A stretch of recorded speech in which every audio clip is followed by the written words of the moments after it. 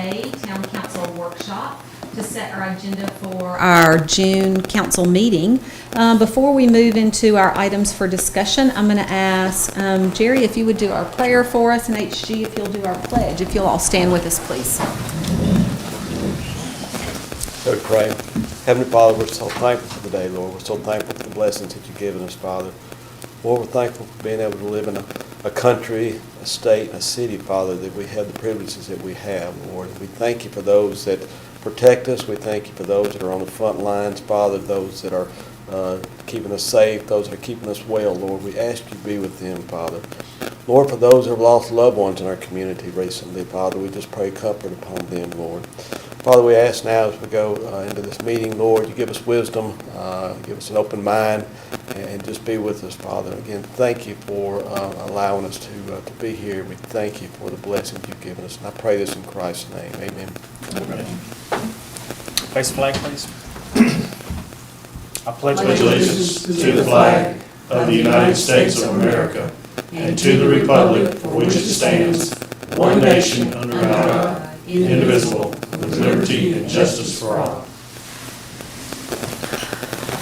Thank you, Jerry and HG.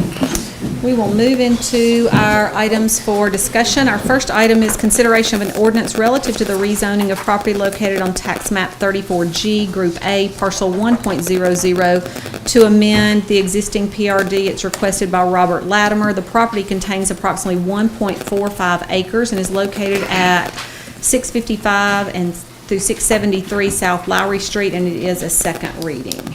Kevin. Yes, Mayor and Council, this is an amendment to an existing PRD. It does not change anything with the PRD as far as the density, the number of units, parking, or amenities, or anything like that. It is purely a request to increase the height of the buildings by 10 feet from 40 to 50, as far as that's the maximum height. This is something that came up after the PRD was approved as they began developing the site plan for the project because of some utility conflicts. And so they are essentially wanting to keep the building size and footprint essentially the same, but they're basically to make up for the difference in the height of the elevation of the property versus instead of doing a retaining wall, they are basically just going to begin building the buildings lower to the ground and then going up within the building itself. And so the actual height is really going to be on the front of the building, adjacent to Lowry Street. The back of the building where the parking lot is and all that is really going to be the same height from the back. So and it's only on the units along Lowry Street, not on the third building in the back. So nothing has changed with this since you all looked at it at first reading. The Planning Commission did review it and did recommend it to you. Questions for Kevin on this? Okay, we'll move on to item 2, which is approval of the terms of and authorization for the mayor to execute a development agreement with Suncrest Real Estate and Land relative to the road impact fee offsets for the Cedar Hills development. Kevin? Yes, Mayor and Council, this is a request from Suncrest Real Estate and Land to consider an agreement with regards to offsets for the road impact fees for the development. This is very similar to what we considered for the Wind Farms development a few months ago. This is, again, we'll be making some improvements to Rocky Fork Elmville Road as part of this development, where it ties into Rocky Fork Elmville Road. They have submitted the construction costs that they are basing the request on. They did request a lump sum payment from some of the fees that have already been paid from the houses that have been built already in phases 1 and 2, with the remainder to be paid in phases 3 and 4.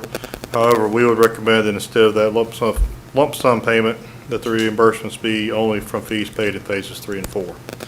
The cost estimate for the improvements is $173,665.22. So 70% of that is $121,565.65. Which that translates to about 77 lots and a portion of the 78th lot. There's over 170 lots in this 2 sections, so it would only be less than half of the lots. And again, this would only be the road impact fees that would be paying full fees for parks and public safety. That's all I have. Questions for Kevin on this? Okay, we'll move on to item 3, which is consideration of an ordinance adopting the budget for the fiscal year 2020 through 2021, and our budget will be a second reading. Rex? Mayor and Council, the March employee evaluations process hasn't been completed. When it is, Finance will send out the final budget along with the changes from the first read to the second read spreadsheet to you. We're not anticipating that being much of a change at all. Jeff said maybe $5,000 to $10,000 for those. So the changes won't be of a material nature. Questions for Rex on this? Brian, just for the public to hear, can you talk a little bit about with COVID and what's going on and kind of what our plans are in regards to our budget? Budget. Yes, ma'am. Mayor and council, as we talked about the budget, we were so far into the budget when COVID issues hit in March. We had started the budget process in January. So basically what we've asked you to do is allow us to move forward with the existing budget, knowing that some of the things that are in the budget, such as Enon Springs West, the wastewater treatment plant, those kind of things that are contractually we're already obligated to, those will continue to go forward in the budget. Any new projects going forward, we'll back up and they'll have to be approved by the town manager before they can move forward. We'll be checking our revenue stream, not knowing what the tax implications are as far as the hotel motel tax and sales tax and those kind of things. And we are expecting a downturn in some of those. So our goal is that we'll have a good budget at the end of the year. And from the standpoint of balancing the budget, the balance this year will not necessarily be the budgeted amount versus the expenditure. It'll be more about the revenue stream against the expenditure to make sure we don't get out of alignment. Our goal is to make sure that we come in with our expenditures under our revenue stream. So that's a little bit different than the way we normally do. Typically, once something's in the budget and approved by council, then the directors would have the privilege to move forward with those projects. But based on this year's pandemic dilemma, we're going to have to do some things a little different. So that's kind of where we're at. Great. I just wanted the citizens to hear, one, that we are looking at passing the budget on second reading, but kind of what our plans are going forward because of what's taken place. Just like at home, they're having to do some things different with their budget. We are too. And I think it's always good to recognize that a budget is a guideline. It's kind of a vision of where we want to go. We're not going to go past our revenue stream, that's for sure. We're going to make sure that we're staying responsible to the citizens and the taxpayers. Our goal will be to provide as much service. We'll provide as much quality of life things that we can, but we're not going to get out of alignment with our revenue stream. So also, we kind of talked about at the budget retreat getting back together rather than waiting 6 months. So we'll kind of leave that we'll continue in your to monitor that. and we'll let us make know sure when we need to do that. The council will be fully involved in what we're doing. Great, perfect. Okay, questions from any of council about budget? Okay, we'll move on to item 4, which is consideration of an ordinance adopting the property tax rate for the fiscal year 2020-2021. Rex? Mayor and Council, we're recommending no change in the rate, which is 70.07 cents on each $100 of assessed taxable property. Questions for Rex on this? I think the important thing to understand is there's no tax increase. Yes, ma'am. Okay. We will move on to item 5, which is approval of the terms of and authorization for the mayor to execute a contract with Rollins Excavating relative to the annual concrete work. How are you? Good. How are you today? Great. We've not seen you in a while. No, it's been a little while since we've It been has. here. But like I say, did get a haircut since last time, so Great. Maybe that's why we didn't recognize you. I've ribbed a little bit a few times, but that's all right. It's getting long in the back. This is we went out to bid for our annual contract for concrete work. We had 3 bidders on that contract. One of them was Sessions Paving, also Pavement Restoration, and Rollins Excavation. Based on a review of the submitted bids. We are recommending Rollins Excavation as the lowest responsive bidder on that.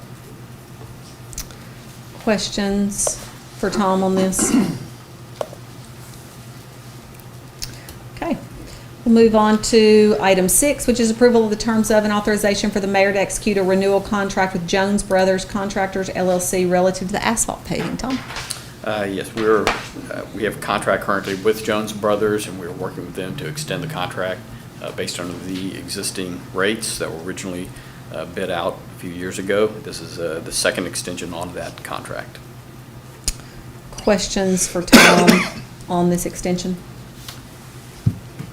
Okay, then we will move on to item 7, which is approval of the terms of and authorization for the mayor to execute a contract with Burroughs, Thompson and Associates relative to the compensation study and recommendations for adjustments. Jeff? How are you? I'm well, Mayor, Wonderful. Council. It has been the town's practice about every 5 years to work with an outside consultant to review our compensation plan. It's that time again, and so I've brought before you a recommendation to contract with Burroughs, Thompson and Associates. They're the firm that worked with us in 2015. They're also the firm that worked with us last year for a smaller project on our public safety positions.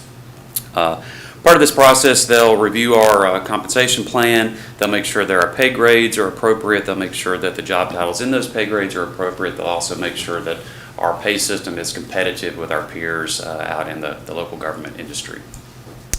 Questions for Jeff on this? Okay.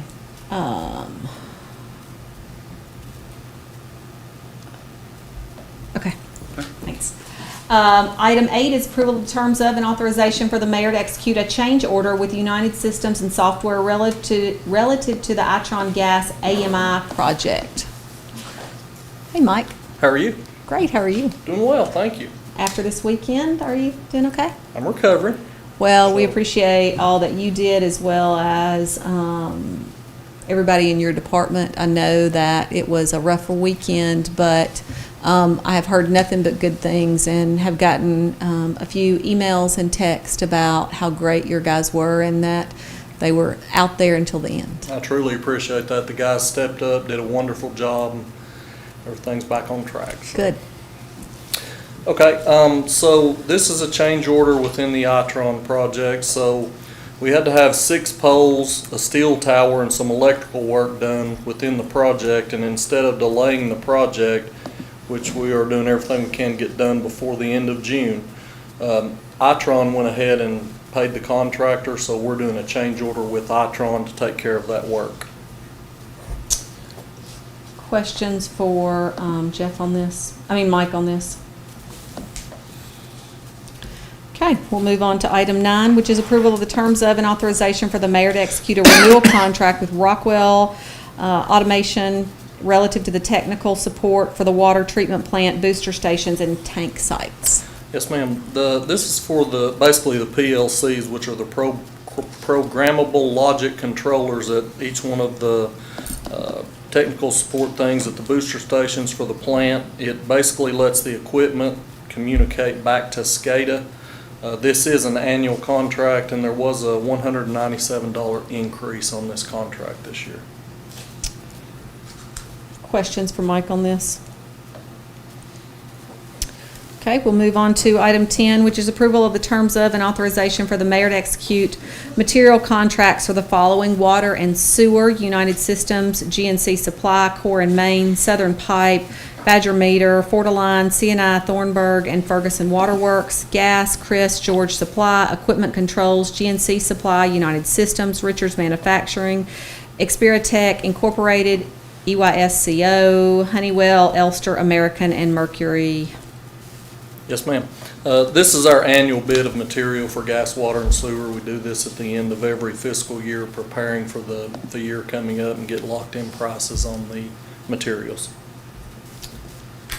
Questions for Mike? Okay, item 11 is approval of the terms of and authorization for the mayor to execute a professional services extension agreement with Dan Weaver Service relative to the water leak survey. This is the first extension for Dan. He does an outstanding job for us on locating water leaks, and we would recommend extending the contract another year. There is no price increase. Okay. Any questions? We'll move on to item 12, which is approval of the terms of and authorization for the mayor to execute a contract with Dempsey Dealing relative to the risk and resiliency emergency response plan assessment. Yes, ma'am. I couldn't get it out there. So, within the America's Water Infrastructure Act, there is a portion where the towns have to do a risk and resiliency assessment. It is required by the EPA and has to be certified by the EPA. So what this is really, they kind of changed it from the terrorist, act where you were looking for terrorism or, ways people could infiltrate your system. Now it's called malevolent acts and natural hazards. So this assessment has to be done before December 31st of 2020. To follow up with that, we already have an emergency response plan in water, but it has to be updated and reflect language and what happens in the RRA. So this is the total that covers everything, but the first part, it'll take about 6 months to complete, and it has to be certified by the EPA by December 31st of this year. Questions for Mike on this? How often is this done? I'm sorry? Is it so many years that we This have is to the do first time we've had to do this, so I'm sure we'll get documentation and stuff that you have to update it every so often. I don't know that answer yet. This is the first time, Okay, the deadline where we're doing this for the first time. all right. Any other questions? Okay, we will move on to under other, and I know Jeff, you had sent us something out on other, so. Yes, Mayor and Council, you should have before you there the Fourth Amendment to the cell tower lease. Town manager and myself spent several days or weeks actually negotiating this Fourth Amendment to, this is the Hilltop Johnson Street site. Several years ago, the council had approved this Fourth Amendment. However, they did not execute it on their end. For the reasons I can't tell you why, but they just didn't, so they came back. They came back with a little less desirable terms, but town manager and myself held pretty strong that we wanted the original terms, which included $10,000 bonus and 15% increase in rent. So that's what you have before you with this amended lease, and will also go out for, I believe it's 30 years, but it's 5-year terms and 6 successive terms as long as everything goes okay. Questions for Jeff on this? Okay, we will put that on the agenda. I guess it is time to move to director's report. So rather than me calling We'll them have them come in in, you're going to have them individually, come in individually. Great. How are you?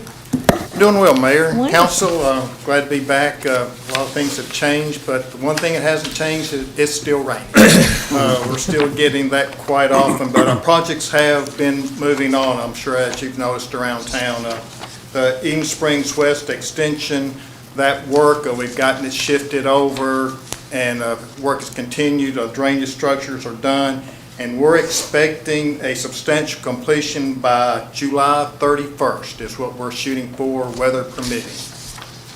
The Sam Ridley widening project has gotten started. You can see that the barrier rail is placed on both sides, and utility work is beginning on both sides, and the roadway work will be following behind that utility work. Lowry Street Phase 1, glad to say that the hard work from Kevin and Tom, we finally got the construction phase notice to proceed from TDOT. So we'll be getting that ready to go out to bid probably about July 30th when we're looking for bid opening, because we have to get the bid documents ready and put it on the TDOT website for a minimum of 24 days.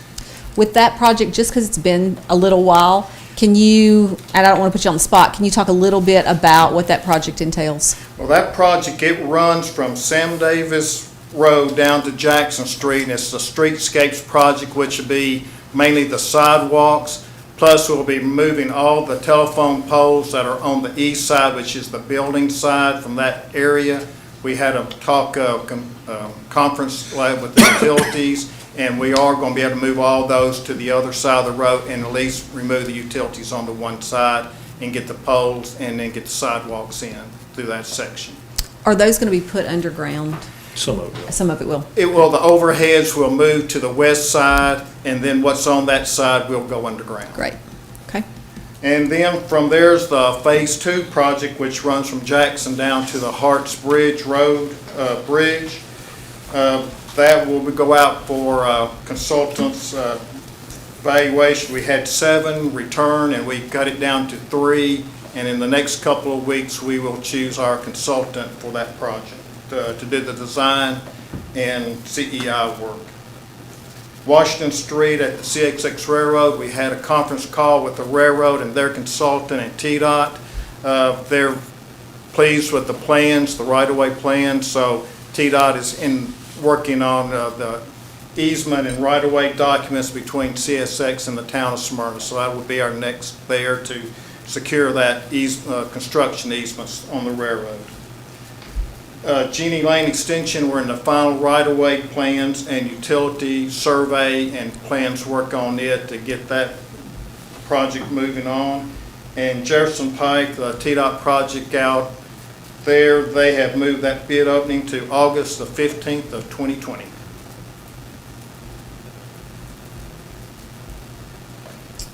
Any questions?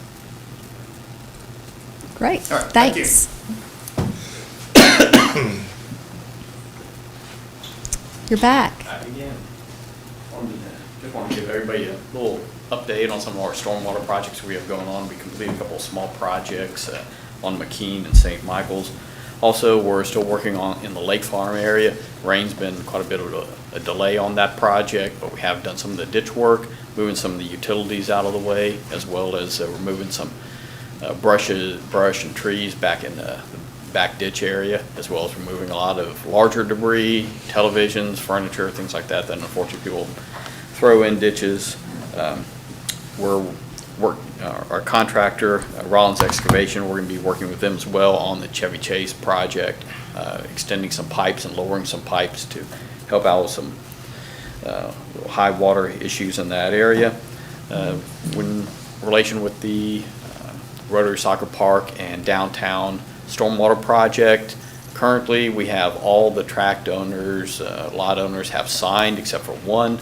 We're still working on that last one to get signatures so that we can work with the legal department and get all the final documentation complete on that project before we move on to bidding the project.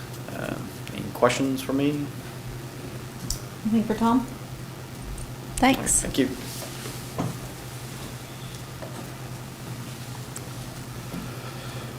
Who's next? Mr. Moss.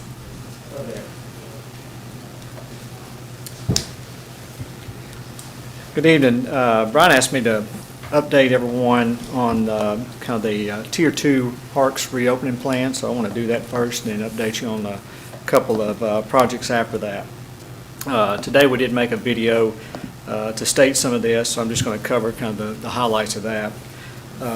As you may know, all 3 parks that we had open remain open, and then we've opened up the rest of the parks with some restrictions and social distancing signage and that type of thing out there. Most of the hours will be normal hours, going back to normal hours because most of them close around dark.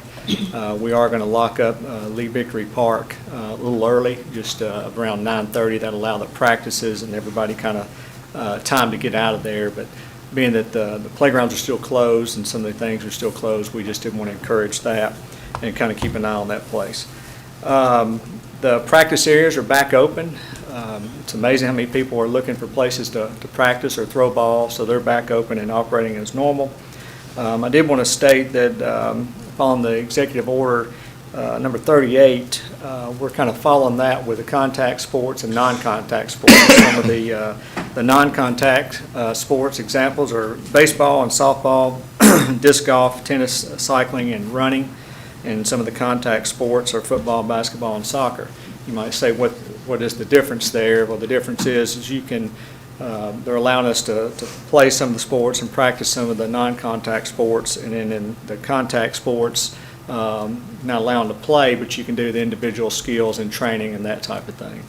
So I did want to make sure that people understood that. That was a pretty vital piece of that order there, and we get a lot of calls on that.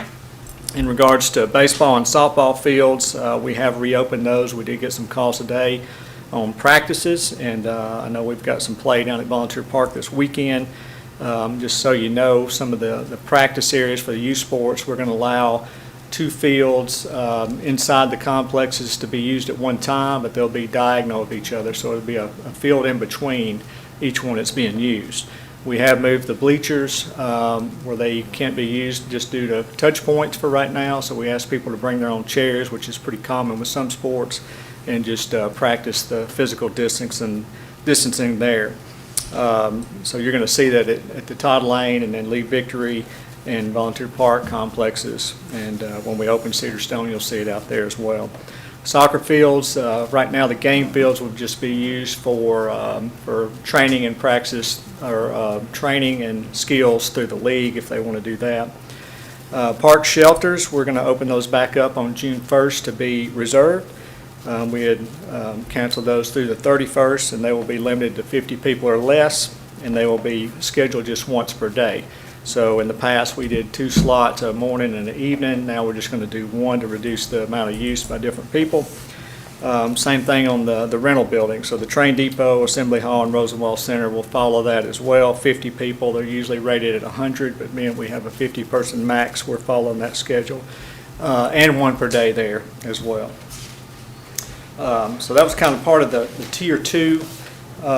We do still have some areas closed based on the Tier 3, which would be on down the road. It would be the Splashtown Aquatic Facility, Gregor Mill Splash Pad, Smyrna Outdoor Adventure Center, the playgrounds in the parks, and basketball courts.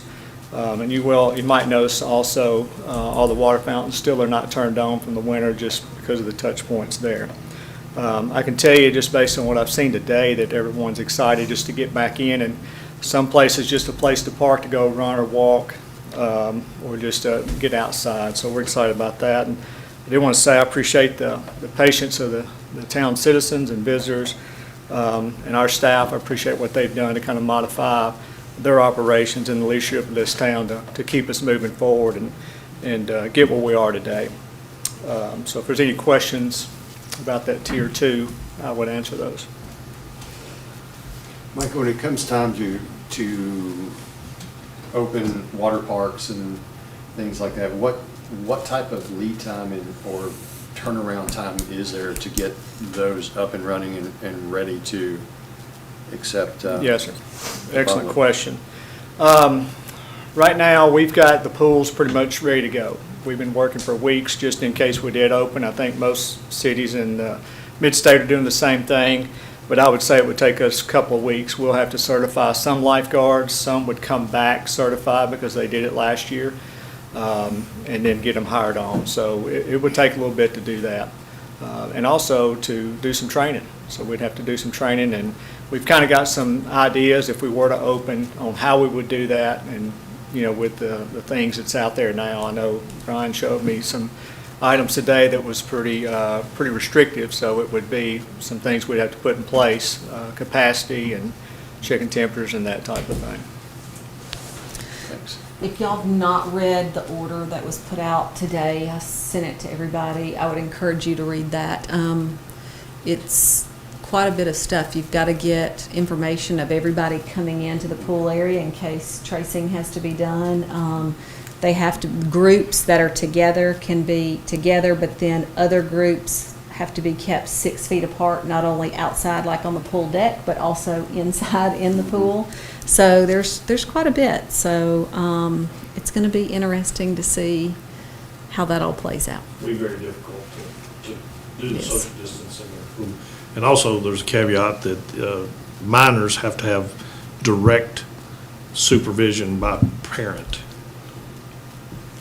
which means if the child's in the pool, the parent's got to be in the pool. If the child's on the deck, the parent has to be on the deck. It's direct supervision is the way it's written. So It's gonna be, if you had a lap pool or something like that, it might be a little easier because you're generally swimming the laps, but, when you look at our pool itself, it's more like a water park, and it's gonna be hard to keep, physically, I'm struggling with how we keep, a family unit can be together, but how are you gonna get these lifeguards to keep up with whose kids with which adults and all those kind of things, and then still monitor the 6-foot distancing in the pool.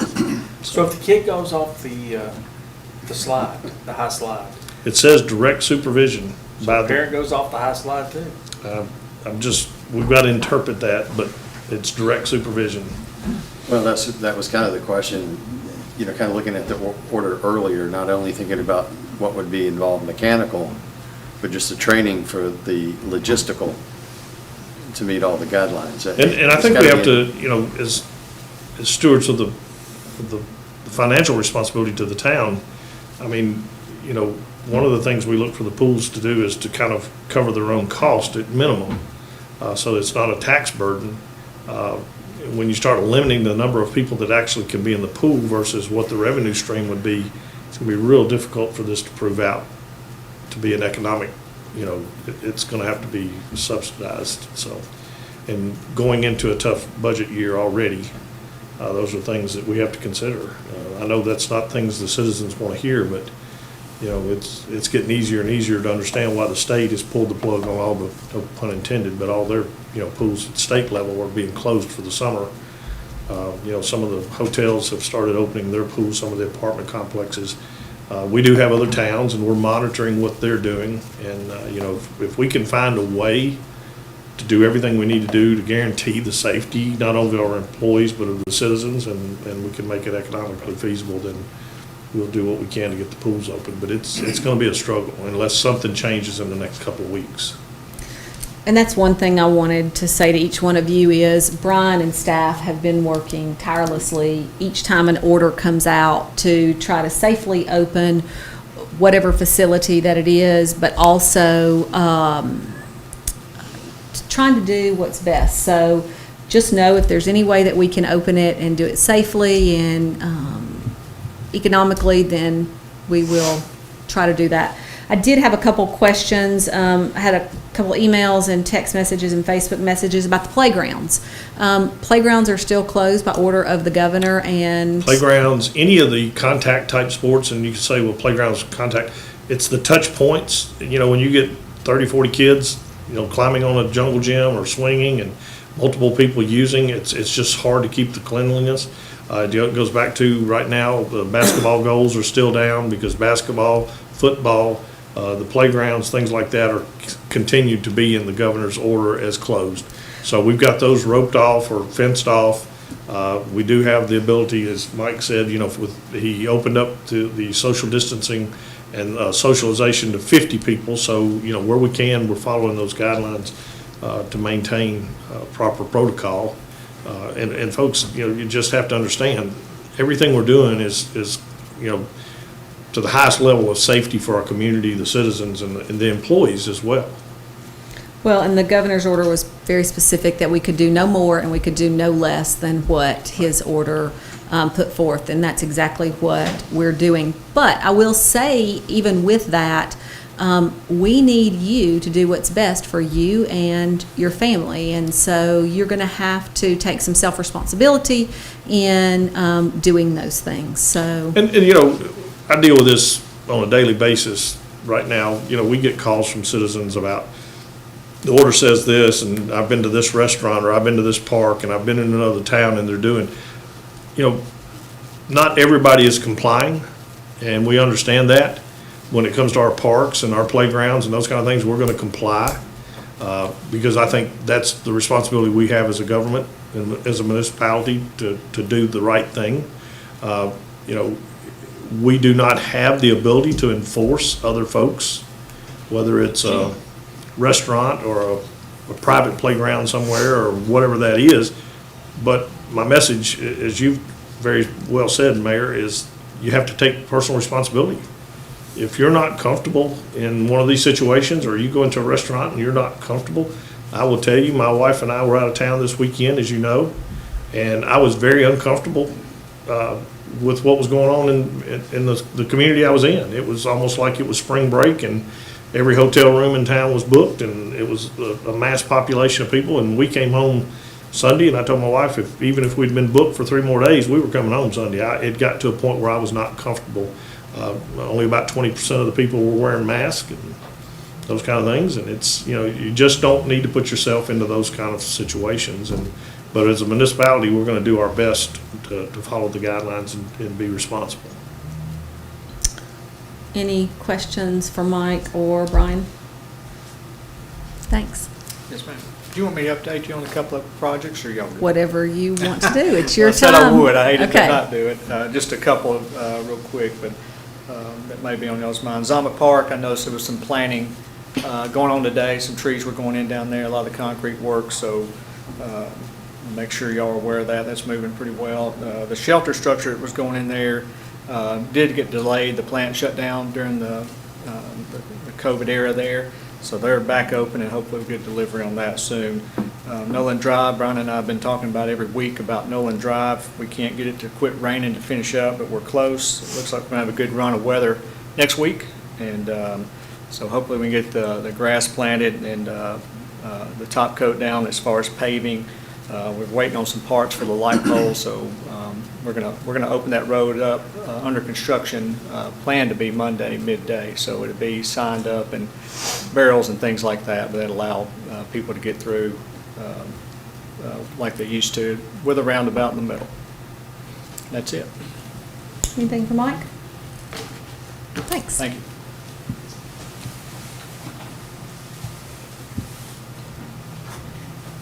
Who's up next? Got Hal from the golf course. Hal, how are you? Hello. Been a while. Yes. Good evening. As you all know, we were shut down in March and April for 7.5 weeks, and May 1st we opened back up, and we've been sort of going in 2-week increments, just gradually opening the golf course back up and operating under strict social distancing. Well, this Monday, I'd like to let you guys know, and also let the public know, and then working with Brian, we will start back this coming Monday. We'll start our first tee time at 7 a.m. where we have been doing at 8 a.m. and we'll be running tee times all the way up through the afternoon, where before we've been letting people play only till about 4 o'clock. Now we're going to go all the way into the late afternoon and the evening. First tee time will be at 7 a.m. We've also been, the executive course has been walking only for this time period. We're going to start letting carts go back over to the executive course. We will be taking tee times 8 days in advance like we did before we shut down. You can secure your tee times through SmyrnaGolfCourse.com. We're also going to allow people, especially families or husband and wives, to ride on golf carts together. That's one of the things that we did not do for this period of time that we've been open.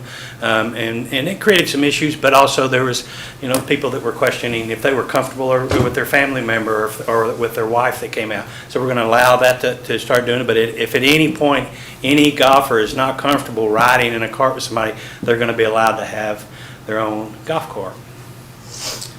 And we look forward to getting back to as close to what we were doing before. Great. Questions for Hal? Thanks, Hal. Thank you.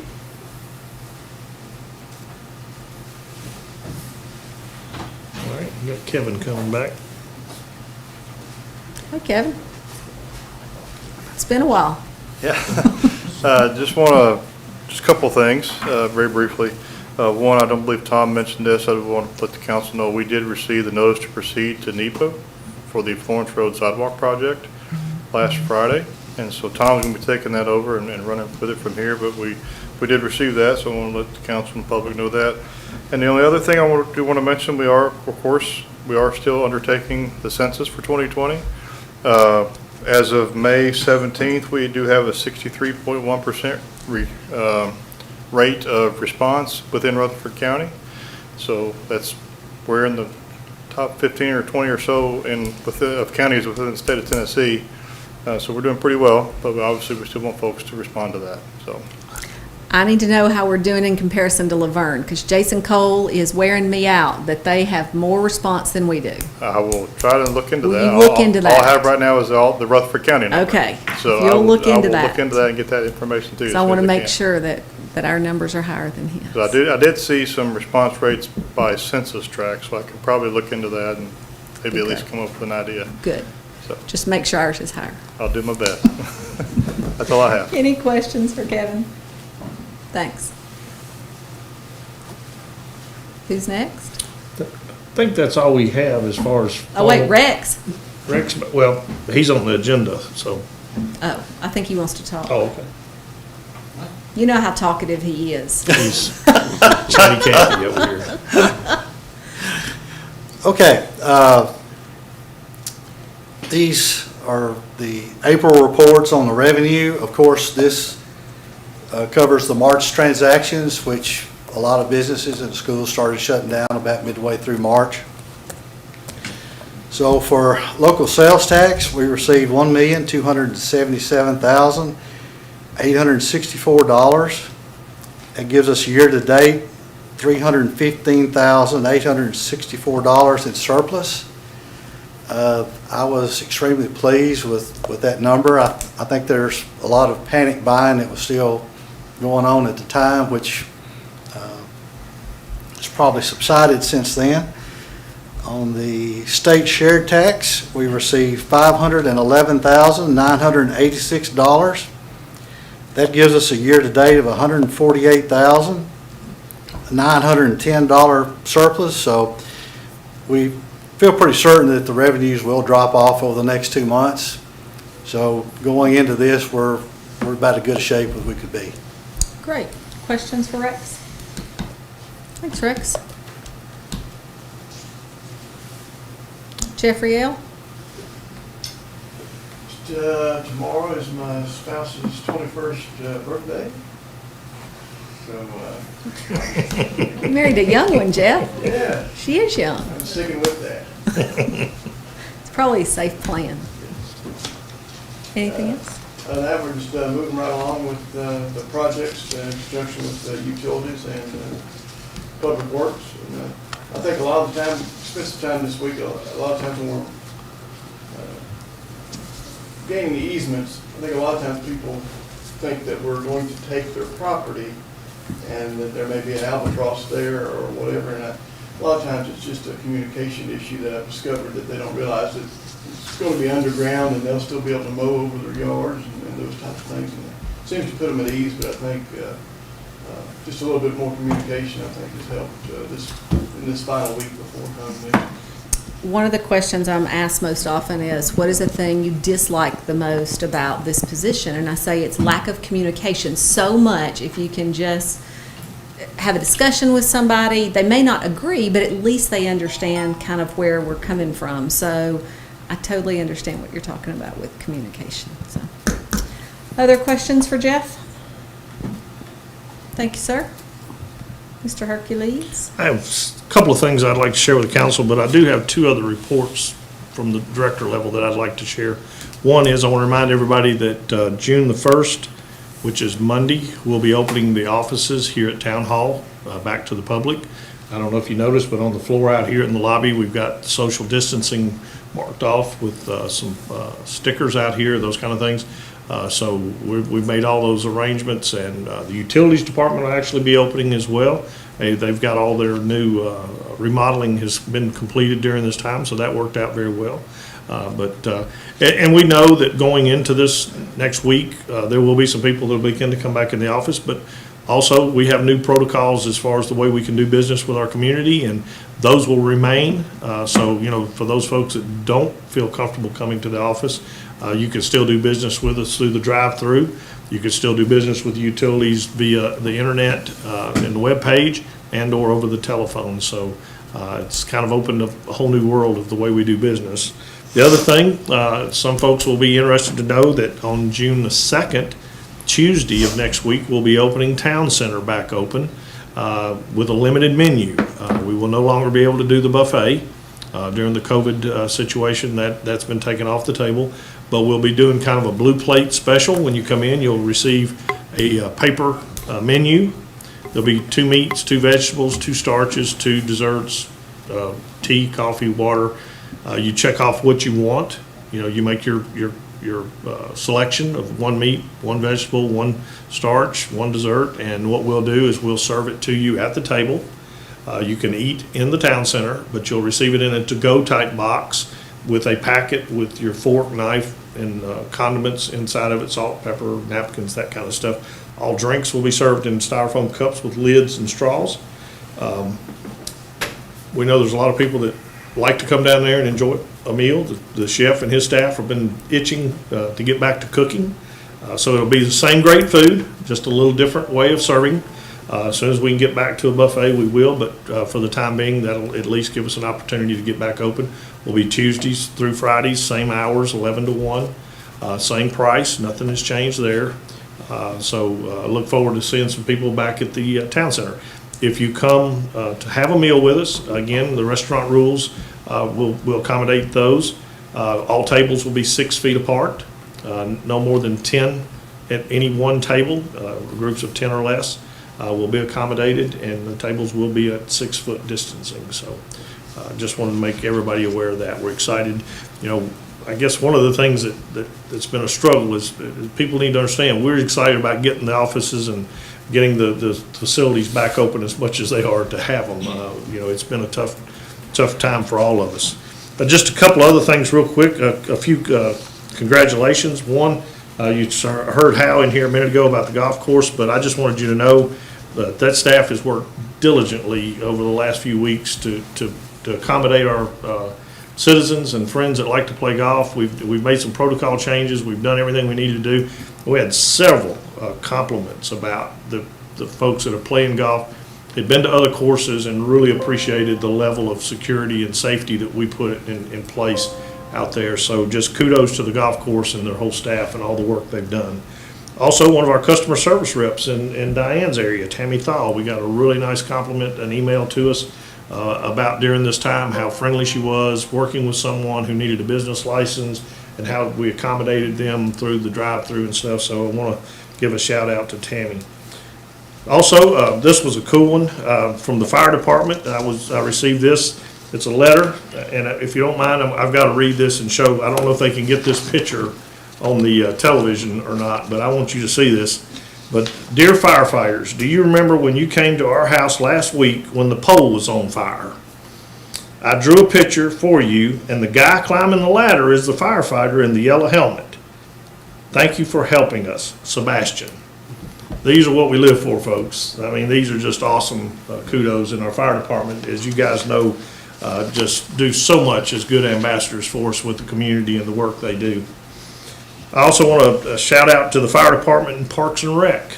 We've had the opportunity, you know, the governor made an announcement that he wanted every Tennessean to have the opportunity to have a free mask, cloth mask. We have been working with the health department and some of our other partners, but the fire department and Parks and Rec came down. We spent a day and a half in the parking lot back here about a week and a half ago and put out 5,400 masks in a day and a half. We'll be doing it again tomorrow. We've got 8 boxes of masks between 9 and 3 tomorrow. You'll be able to come down and get a mask at the town center, or the town hall in the back parking lot between 9 and 3.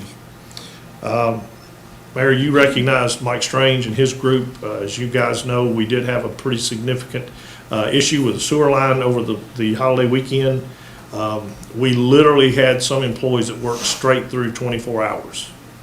It's incredible to see the dedication that our employees have to provide those quality services to our community. And that was a serious issue that they took serious and did a great job. I had somebody mentioned to me that typically on things like that, you see communities have to go out and hire somebody to come in and fix that. Our people worked diligently. Also, I'd be remiss if I didn't recognize there was a couple of families over on that street where we were working that just, I don't know that we could ask for anybody to be more accommodating. We made a pretty significant mess in their backyard, a lot of digging, a lot of moving of dirt and rock and those kind of things. They were just extremely kind to us and worked with us, and I just want to say thank you to that citizen and their families for what they did for us. That citizen sent me a message. I know. And also wanted to say thank you, but also was talking about how he looked out there and our guys had shovels and burgers in the hands while they were literally out working and eating at the Eating same and working time. at the Yeah. same time. I mean, That's right. they stayed after it. Yeah. And to all avail, the problem is solved. It's fixed, it's cleaned up. There's nothing that any of our citizens need to be worried about. But just kudos to our utilities folks and all the work and the leadership of Mike Strange and Mark Parker and David Pruitt, and some of those people out there on the ditch line, just tremendous work. I know last time we were together, we recognized Nora Peebles for her graduation. And 2020 is an interesting year for people graduating. And I know there's a lot of graduates out there, but we do have 2 other directors that have children graduating this year. I just thought it was appropriate that we recognize them as well as Nora. And again, congratulations to Nora and her graduation. But Elijah Strange, Mike Strange's son, graduated from Riverdale. And then Connor Moss, Mike Moss's son, is graduating. And I think he's going to go play some ball over at Ball State or something, graduating from Stewart's Creek. So I just wanted to recognize them. Also, last but not least, I did receive from the judge, Lynn Alexander, a really nice thank you note for the recognition that we paid in the loss of her father. We did send something to the family, and she was very appreciative of that. And then the last but not least, today I know Harry Gill, our previous town manager, his mother, I think 98 years old, passed away this past weekend. I think they buried her today. And I'd actually sent a text message and talked to Harry over the weekend, and I know it's tough, those kind of losses, even at that age. There's always that expectation that somebody's going to have to go at some point, but there's always a big loss there. And losing my father a few years ago, I understand what that feels like. So just want to recognize Harry and his family and let them know that they're in our thoughts and prayers. Mayor, that's all I have. Great. Miss Diane? Well, during the month of March, April, and May, we've been pretty steady on our business license. In March, we had 26 new applicants, April 19, and May, as of today, 24. There's 3 of us in my department. We're doing the training on the agenda quick, and along with Mitch in planning. So we're trying to learn that system. It's taken us just a little while, but we're going to get it. And of course, Monday is beer board, and we have 3 applicants on there for Monday. I was noticing that. I noticed Cracker Barrel was on there. Didn't think that day would ever come. I really didn't. I don't know if you all noticed that as well. I thought that was a mistake. No, No, it's not a mistake. not a mistake. I thought that's pretty interesting. So, do we know, is that nationwide? I have no idea. I've dealt with an attorney I know there, that but I don't know. Just today, my colleagues had sent something around that they were, had mentioned that was happening. Interesting. Anything for Miss Diane? Rockwell? Thought you'd start over there anyway. Oh, Found me back here, okay. Just to give my condolences to Harry Gill and his family on the loss of his mother. To also say thank you to all of those in the utilities department for all the work that had to be done over the weekend, and all the other departments who had to work with them to get that line under control. And I'm glad it's all repaired. Thank you for all the hard work and dedication for spending your weekend doing that. And to also lastly say, I hope that it was a Memorial Day that we took time to thank all of those families who have had loved ones who've sacrificed for us to be free in this country. Great. And that's it. Thank you. HG? Just to echo what Raquel said, all of the condolences and congratulations and things. That's lots always going on, but with the usual thing from me would be shop local.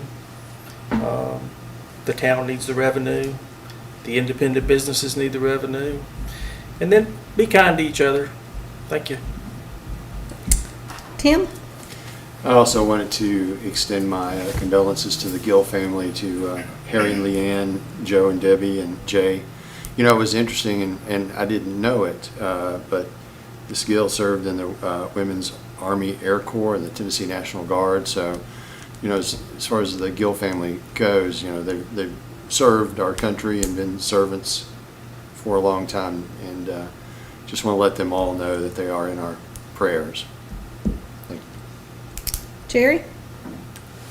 Yeah, same as the rest. I certainly do want to send out my sympathy to Harry and Leanne and Joe and Debbie and Jay, and just want you to know our thoughts and prayers are with them. Family has been a lot to Smyrna for a long time, and Miss Gill was such a sweet lady. Also, just a big thanks to just everyone that's really stepped up in the last 2.5 months here in the town, whether it be our firefighters, our police. Brian and your team just have worked tirelessly to make us have a safe place to live, to work. I know it's not been easy. I think everybody was ready to get out and ready to get out, but just you know, some people didn't get to work that wanted to work. I'm sure maybe not necessarily here in the town or our employees, but there's a lot of people out there that's not able to work right now that would love to. And we just big thanks for all those that have helped get us through this. And obviously we've got some more tough days ahead. You know, we're just basically into phase 2. So, but I do certainly thank you for all your hard work. Great, thank you. Steve? I'll also add my condolences to the Gill family.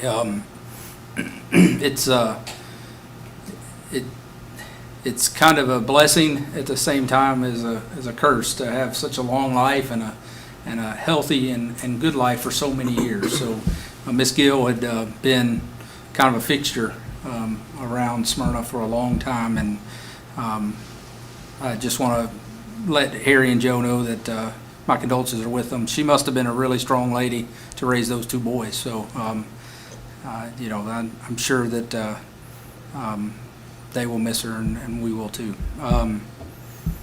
We've got a couple things. I got a birthday coming up. My wife's birthday is June 4th, here in a few days. She 21 as well? She is not, but she's close. I think 21 sounds a little creepy, honestly. I'm going to go with she's a little older, but anyway, she does have a birthday, June 4th, so if you see Pam or talk to her, make sure and tell her happy birthday.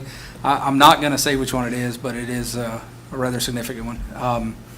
She is getting a trip to California to see our son, and a trip to Florida with our daughter right after that. So I will be leaving Saturday and be gone for 10 days to let Pam enjoy her birthday. So Great. Y'all can get a lot of things done while I'm gone, hopefully. That's it. Thank you. Vice Mayor? Speaking of Memorial Day, obviously, that's always a special holiday for those people who have family that serve and those that don't. But as a Air Force brat myself, and having been raised in a military atmosphere, I can appreciate that. And the families that serve along with the people that serve the country, they move a lot. They're asked to do a lot of things sometimes that is not normally comfortable to move a child from one place to another with school and everything else. So there's a lot that goes behind service, and I just want to thank everybody that served our country and those that have sacrificed because of that as well. That led me to think about Edna Gill, that you mentioned, Tim, about the service that she had. She served in the Women's Army Corps as a sergeant in World War II. So I found that out by reading about that when she passed away. And Harry and the family, all the family, I do want to extend my deepest condolences to them. I think, Steve, you touched on it very nicely when you said 98's a long life. It's a long life, and you hate to see somebody go anytime, but 98's a fruitful life, and she did an amazing job raising her family. So Harry and the family, I want to give you my condolences and prayers mentioned as well. There's a birthday boy out in the lobby tonight, Chief Arnold. So Chief, if you're watching, you guys out there in the lobby, you can platform or whatever you want to do, but he's got a little bit older today. I asked Mindy Baggett today if I could mention her. There you go. I asked Mindy today if I could mention her retirement because she is coming up on retirement. And I've known Mindy, gosh, seemed like forever living here, even before she came to work for the city. So being involved in planning as much as I have been with Kevin and that staff, Mindy's been just a staple back in that department. So Mindy, best wishes when your retirement gets here. I know it's coming in June. And just thinking of you and Doug and wishing you all the best. You mentioned Pam's birthday is June 4th, and Connie's birthday is June 4th as well. I, too, will not tell you what birthday it is, but it is a little bit more significant than some have been in the past. And so happy birthday to Connie coming up on June 4th next week. That's all I have. Great, thank you. So a few housekeeping items. Our annual Red Cross Battle of the Badges will take place throughout the month of June.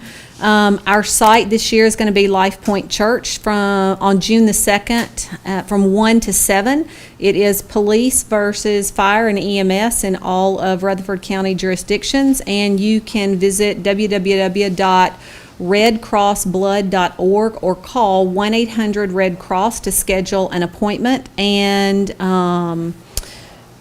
we ask that you all help get the word out, and because blood donation is terribly needed right now. Our Smyrna Farmers Market at the Depot opened last Saturday. It was a huge success. The market is open each Saturday from 8 to noon through September 19th. There have been modifications that have been put in place for the safety of our vendors as well as the town personnel and the citizens. And you can visit our town website to see those modifications. Wanted to remind you of the events that we have had to cancel. Our Smyrna Art Crawl, the Smyrna Fire and Police Youth Academy, the Smyrna Golf Course First Tee Summer Program, the Smyrna Independence Day Celebration, and Simply Smyrna. Our delayed openings are the Smyrna Outdoor Adventure Center, our Splash Pad, and Splash Town of Smyrna. And our postponed event is our Top Gun Night Run, and that event would have been tomorrow night had it taken place. So we hope to be able to get that in before the end of the year. A couple of items. Rex, I also want to thank you for all you did this weekend. I think you got your feet wet, maybe not wet like you would have liked them to have been in the with the sewer leak, but I heard you got broken in pretty well this weekend, so we appreciate all your hard work out there as well. I also want to pass on condolences to the Gill family, Harry, Joe, and Jay. They actually lived down the street from me when I was growing up, Mr. and Miss Gill, and so when they put their pool in, we got to go visit the pool quite often. But a fixture in Smyrna is a great way to put it, and I know that they will miss her but have fond memories of Miss Gill when they were growing up. So condolences to you all. You know, we asked her, Mr. Gill was a sergeant, she was a sergeant also. I wonder which one outranked the other one over there. If you remember Mr. Gill. Oh, her. There's your answer. Okay, enough said. I also have, in our family, we have an important birthday coming up. For those of you that don't know, I have an older sister, Leanne, and her birthday will be June the 5th. So happy birthday to Leanne. Anything else? That's a lie. Leanne's younger. What? She's not. She's older. I just wanted to make sure everybody realized. Oh. Okay. If there is nothing else, then we are adjourned, and we'll see you all back for our June council meeting. See you then.